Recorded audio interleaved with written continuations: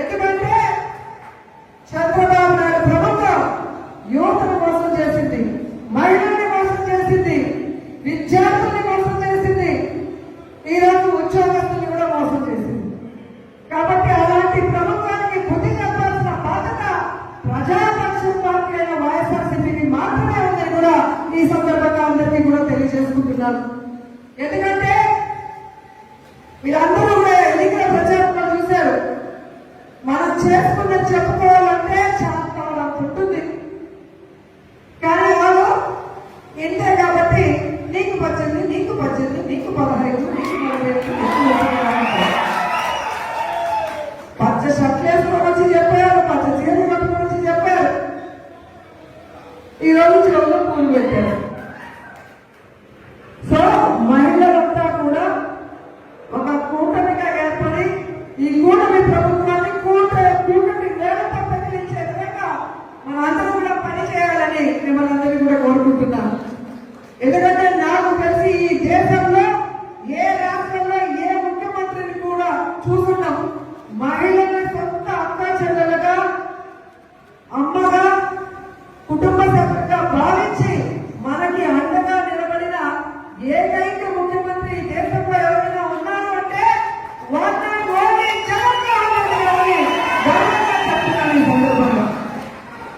ఎందుకంటే మన పిల్లలు బాగుండాలని మనం ఎలా కోరుకుంటామో, మన అక్క చెల్లెమ్మల పిల్లలు బాగా చదివించాలని జగనన్న నాడు నేడు కింద స్కూల్స్ ని ఎలా అభివృద్ధి చేసి కలర్ఫుల్ గా మార్చాడు, మంచి చదువుని ఎలా అందించాడో మనం అందరూ కూడా చూస్తాం.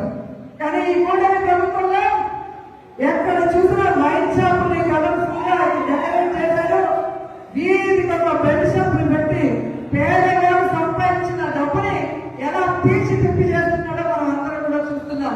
వీటన్నిటికీ కూడా ఫుల్ స్టాప్ పెట్టాలని కూడా చెప్తున్నాం. ఎందుకంటే జగనన్న ఉన్నప్పుడు విద్యార్థిప్రదేశ్ గా మారిన రాష్ట్రాన్ని చంద్రబాబు నాయుడు ప్రభుత్వం మధ్యాహ్నప్రదేశ్ గా మారుస్తుంది. ఇది మంచిది కాదని కూడా ఈ సందర్భంగా తెలియజేసుకుంటున్నాను. అలాగే ఉద్యోగస్తులు చూశారు, ఎగిరి ఎగిరి పట్టారు, మన ప్రభుత్వాన్ని దించినంత వరకు కంకణం కట్టుకొని పనిచేశారు. ఈ రోజు బయటికి చెప్పుకోలేక లోపలికి మింగలేక ఉద్యోగస్తులు ఎలా నరకయాత్ర అనుభవిస్తున్నారో మీరు చూస్తున్నారు. జగనన్న చేయింది ఎవరు చేయలేరు, చేయగలిగింది అన్నీ కూడా జగనన్న చేసి చూపించారు. అలాంటి మంచి మనిషిని, అలాంటి మంచి నాయకుడిని, అలాంటి వ్యక్తిని మనం కాపాడుకొని మళ్ళీ ముఖ్యమంత్రి చేసే వరకు మనం ఈ ప్రజా వ్యతిరేక ప్రభుత్వాన్ని తరిమి కొట్టే వరకు పనిచేయాలని కూడా అందరినీ కూడా కోరుకుంటున్నాను. ఈరోజు మన ప్రియతమ ఉమ్మడి చిత్తూరు జిల్లా నాయకులు భూమన కరుణాకర్ రెడ్డి గారు అధ్యక్షులైన రోజు నుంచి మన కార్యకర్తలకి అండగా, నాయకులకి అండగా, ఎక్కడ ఏ విషయం అవసరం ఉన్నా కూడా పరిగెత్తుకుంటూ వచ్చి మనకి అండగా నిలబడుతున్నాడు. కాబట్టి కార్యకర్తలకు చెప్పిన ఒకటే, ధైర్యంగా ఉండండి. తప్పు చేసిన వారు ధైర్యంగా ఉన్నప్పుడు తప్పు చేయని మనం, సంక్షేమం అభివృద్ధి చేసిన మనం ఎందుకు భయపడాలని కూడా ఈ సందర్భంగా తెలియజేసుకుంటున్నాం. మీకు నియోజకవర్గంలో నేనున్నాను, జిల్లాలో కరుణాకర్ రెడ్డి గారు ఎంపీ ఉన్నారు, రాష్ట్రంలో జగన్మోహన్ రెడ్డి గారు ఉన్నారని కూడా మేము అందరికీ తెలియజేసుకుంటున్నాం.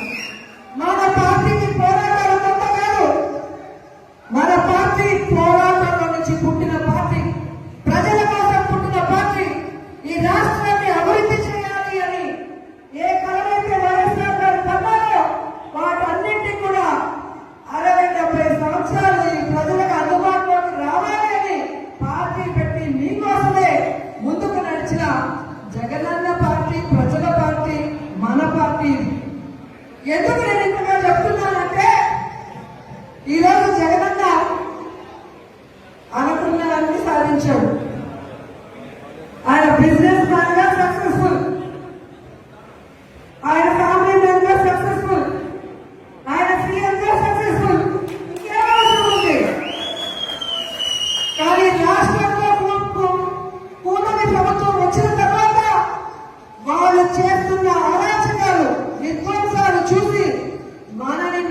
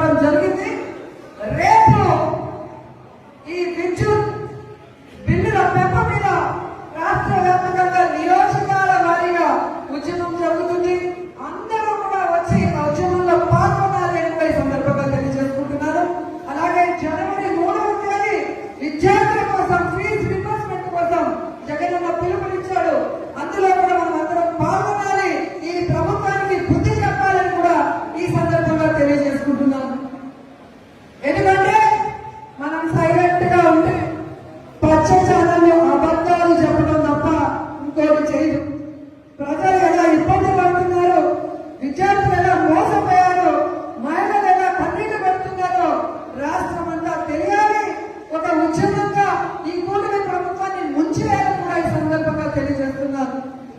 ఈరోజు